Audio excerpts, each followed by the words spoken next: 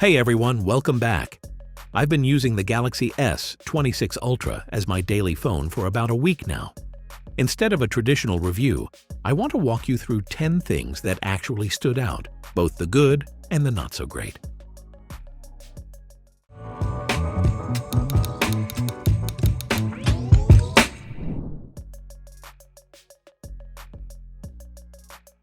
The first thing you notice is the design. It's not a dramatic overhaul, but it feels more polished. The corners are more rounded this time, which makes a bigger difference than you'd expect. It's simply more comfortable to hold. Samsung also switched materials this year, but honestly, most people won't feel a huge difference in day-to-day use. It still feels premium, just slightly more subtle overall. The layout remains familiar: USB-C at the bottom, SIM tray, S Pen, speakers, all exactly where you'd expect. And despite everything, the phone is actually a bit thinner than before.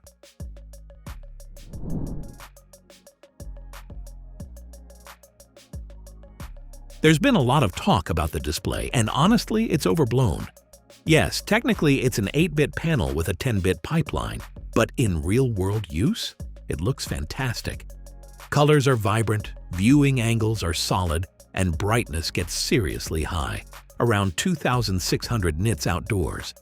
I've been using it in QHD with vivid mode, and it looks great. No issues with flickering or eye strain either, even at lower brightness levels.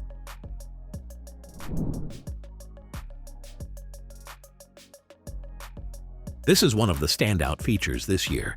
Instead of just being a gimmick, the privacy display can be set up intelligently. You can choose when it activates, like when entering passwords, opening secure apps, or viewing notifications. Used this way, it's genuinely helpful.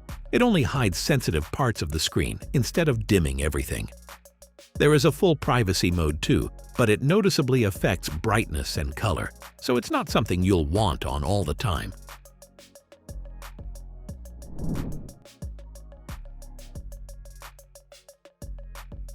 The camera hardware hasn't changed dramatically, but there are small improvements. You still get the 200-megapixel main sensor, now with a wider aperture, plus a 50-megapixel telephoto. Photos look great, especially in low light, thanks to Samsung's continued improvements in night processing. That said, compared to some of the newest flagship competitors, it's not quite leading the pack anymore. But for most people, the difference isn't huge.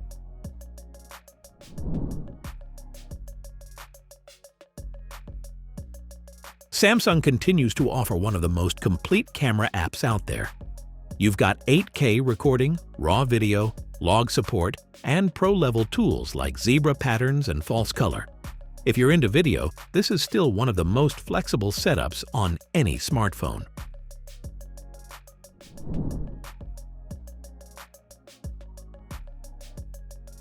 There's a new horizontal lock feature that keeps your footage stable even if you rotate the phone mid-recording.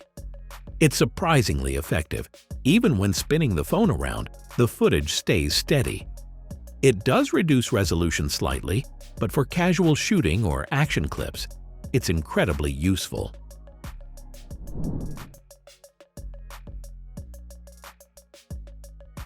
Samsung's AI tools are getting more practical. Object removal works well. You can erase distractions like power lines, and the system fills in the background convincingly. There are also smarter suggestions in messaging and apps, but the key thing is this: the AI mostly stays out of your way, and that's exactly how it should be.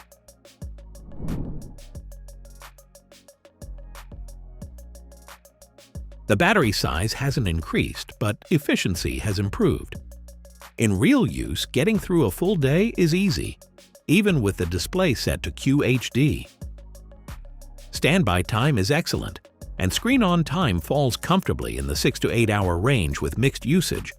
It's not class-leading, but it's reliable.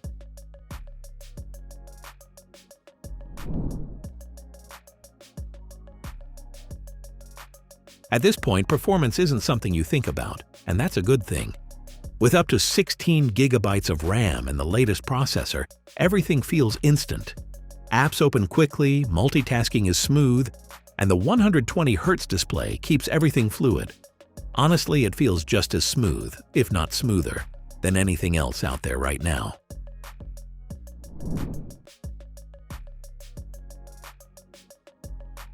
Wired charging is fast, around 60 watts, with roughly 75% in about 30 minutes.